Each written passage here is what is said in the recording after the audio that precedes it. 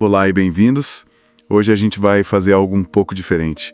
Em vez de vários artigos, vamos mergulhar de cabeça em uma única fonte. Uma passagem minúscula, um versículo só, mas que sempre me deixou com aquela pulga atrás da orelha. A fonte é Mateus capítulo 5, versículo 22. Sabe, sempre que me intrigou nesse texto é que ele parece desproporcional. Ele coloca uma simples palavra de desprezo num patamar de gravidade que parece extremo, quase no nível de um crime julgado pela mais alta corte. Minha primeira reação é sempre achar um exagero. Então a nossa missão hoje é tentar entender a lógica por trás disso. Será que a gente consegue desvendar por que esse texto leva as palavras tão a sério? Essa é a pergunta perfeita para começar. E essa sensação de desproporção, sabe? É o sinal de que a gente está diante de uma ideia radical. O que é fascinante nessa passagem é justamente como ela vira a mesa. Ela tira o foco das ações visíveis, tipo a agressão física que a lei da época punia, e mergulha nos estados internos. E, como você disse, nas palavras. É uma mudança de paradigma muito poderoso. Acho que, ao analisar cada camada, vamos ver que não se trata de uma lista de punições, mas de uma descrição de causa e efeito, de como certas atitudes levam a consequências cada vez mais graves. Certo, causa e efeito. Gostei dessa abordagem. Então vamos começar pela primeira causa, a raiz de tudo.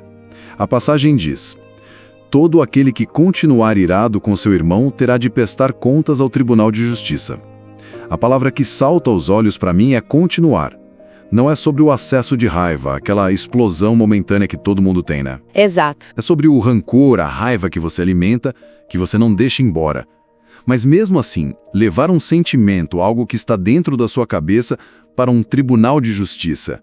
Isso já me parece um passo enorme, e é um passo revolucionário para a época. Pense na lei tradicional, como a lei de Moisés. Ela era muito focada no ato final. Não assassine. Ponto. Era claro e objetivo. Este texto está propondo uma internalização radical da ética. Ele diz que o problema não começa quando a mão se levanta para ferir, mas muito antes, quando o coração se fecha para odiar. É como o médico que decide tratar não apenas os sintomas, mas a origem da doença. A ira contínua é vista como a célula-mãe da violência. Entendi. Então é como uma filosofia de prevenção, em vez de apenas punição. Atacar o problema na sua origem.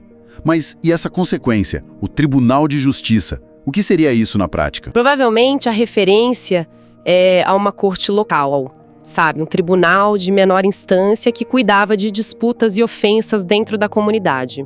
A mensagem, então, é que mesmo essa raiva guardada, esse rancor persistente, já é considerado uma ofensa social séria. Não é um problema só seu, um sentimento privado. É algo que corrói o tecido da comunidade e, por isso, já merece um julgamento. É o primeiro degrau, mas já estamos dentro do sistema de justiça, por assim dizer. É o primeiro alerta de que essa emoção não é inofensiva. Exatamente. Ok, a lógica de focar na raiz do problema faz sentido. A raiva que não passa é um veneno. Mas aí o texto dá um salto que, para mim, é quase um salto quântico. Ele passa do sentimento interno para a palavra. A citação continua assim: e quem se dirigir a seu irmão com uma palavra imprópria de desprezo terá de prestar contas ao Supremo Tribunal. Veja bem, a consequência escala de um jeito absurdo. De uma corte local pulamos para o Supremo Tribunal. Minha intuição diz que é porque a palavra torna um sentimento público, o transforma numa arma, mas ainda assim o salto parece enorme. O que mais está em jogo aqui? Sua intuição está certíssima. A palavra é a materialização da raiva. Mas o ponto-chave aqui é a natureza dessa palavra, desprezo. Isso é muito diferente da raiva. A raiva pode ser sobre um ato específico. Estou com raiva do que você fez. O desprezo é sobre a pessoa. Você, como pessoa, não vale nada. É um ataque à essência, à dignidade do outro. A palavra original usada aqui, haká, é difícil de traduzir, mas carrega essa ideia de cabeça oca, vazio, inútil. É um ato de anular o valor de alguém. É tratar o outro como se fosse um objeto, uma coisa sem valor. Exatamente. E a palavra tem o poder de fazer isso. Ela tira o julgamento do seu mundo interno e o lança na realidade, tornando real para quem ouve e para quem está em volta. É por isso que a consequência escala. O Supremo Tribunal aqui é quase certamente uma referência ao Sinédrio. O Sinédrio, a mais alta corte. Isso. Era a mais alta corte religiosa e judicial dos judeus, composta por 71 membros, que julgava os casos mais graves, como blasfêmia e idolatria. Colocar uma palavra de desprezo nesse nível significa que, para o autor do texto, humilhar e desumanizar alguém verbalmente é um pecado gravíssimo, quase tão sério quanto um crime contra Deus. Isso é muito forte. É quase como se fosse um ato de cancelamento original, né? É uma boa analogia. Quando você usa uma palavra para declarar publicamente que aquela pessoa não tem mais valor, que ela deve ser excluída da comunidade. O poder social disso é devastador. E faz pensar que a palavra não é só um prelúdio da violência. Ela já é uma forma de violência, uma violência social. É precisamente essa ideia. Quando você considera alguém nada, o caminho para justificar qualquer ato físico contra essa pessoa fica perigosamente curto. A desumanização verbal é o primeiro e mais crucial passo para a violência física. O texto está dizendo que esse passo, em si, já é uma ofensa de primeira grandeza. A escalada é impressionante.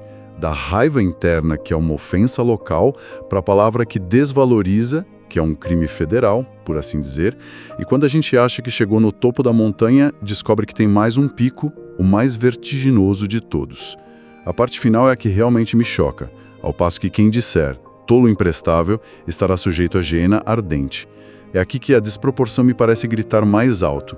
Tolo imprestável. É uma ofensa, claro, mas levar a hiena ardente a uma aniquilação total, isso não parece um padrão de justiça um pouco implacável? Parece, se pensarmos com a nossa sensibilidade moderna e com a tradução literal.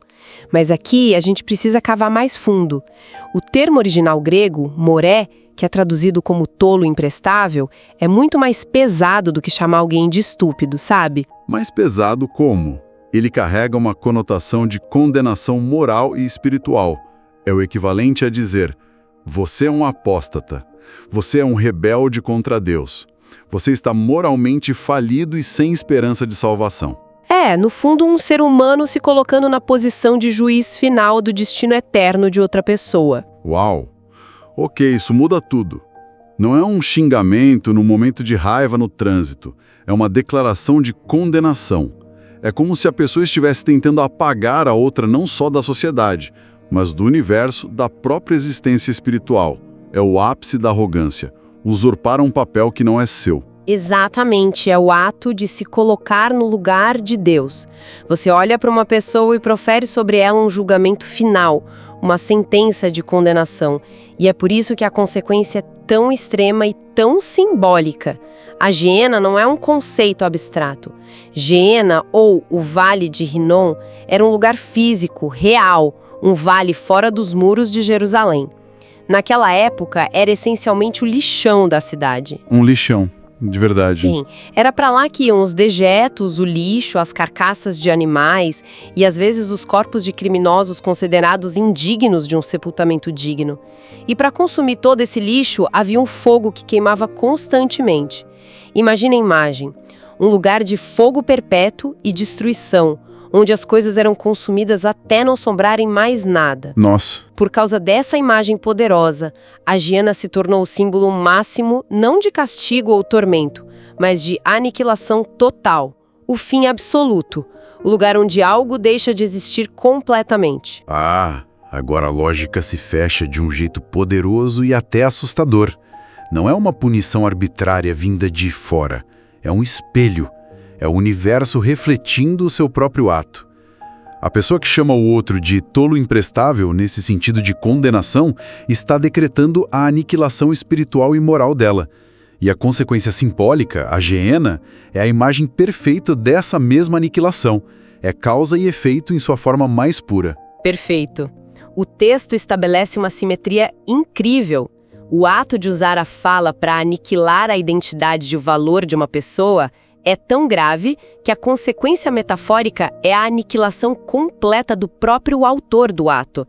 Quem se arroga o direito de ser o juiz final sobre a alma de outra pessoa está, por essa lógica, se sujeitando a esse mesmo tipo de juízo final. É um eco perfeito. Então, recapitulando a nossa investigação, o quebra-cabeça se montou. O que parecia desproporcional, na verdade, tem uma lógica interna muito profunda. Começamos com um sentimento, a raiva contínua, que é o veneno que guardamos para nós mesmos e que já afeta a comunidade. Depois, vimos como isso escala para a palavra de desprezo, que é o veneno que jogamos no outro, um ato de violência social que anula a sua dignidade. E por fim, chegamos à expressão de condenação total, que é a tentativa de apagar o outro do mapa existencial, um ato de se colocar no lugar de juiz do universo. E o insight principal que emerge disso tudo é o imenso valor e a tremenda responsabilidade que o texto atribui à comunicação humana. A forma como nos dirigimos aos outros não é algo secundário ou trivial. As palavras têm o poder de construir ou de destruir. A lição central parece ser a de que preservar a dignidade do próximo, em pensamento e principalmente em palavra, é um pilar fundamental da conduta ética. O desprezo verbal é tratado com essa gravidade toda porque ele ataca a própria base da comunidade humana, que é o reconhecimento mútuo de valor e dignidade. É uma defesa da santidade da pessoa, no sentido de que a dignidade dela é inviolável, e que um ataque a essa dignidade com palavras pode ser tão ou mais grave que um ataque ao corpo. A palavra que despreza e condena não é vista como um passo antes da violência. Ela já é em si mesma uma forma de violência devastadora. É isso. Ela envenena as relações, justifica a opressão e abre a porta para a crueldade. Ao mirar na palavra, o texto está, na verdade, tentando construir um dique de contenção muito antes de o rio da violência transbordar. Isso tudo me leva a um último pensamento, uma pergunta que fica no ar.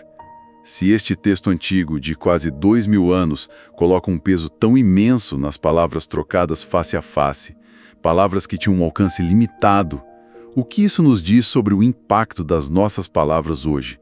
Especialmente em um mundo digital, onde comentários anônimos, julgamentos sumários e palavras de aniquilação são disparados com uma facilidade e uma distância que antes seriam impensáveis. Fica a reflexão. Talvez a geena do nosso tempo seja digital, um fogo constante de desprezo nas redes sociais, onde a dignidade de tantas pessoas é incinerada publicamente todos os dias.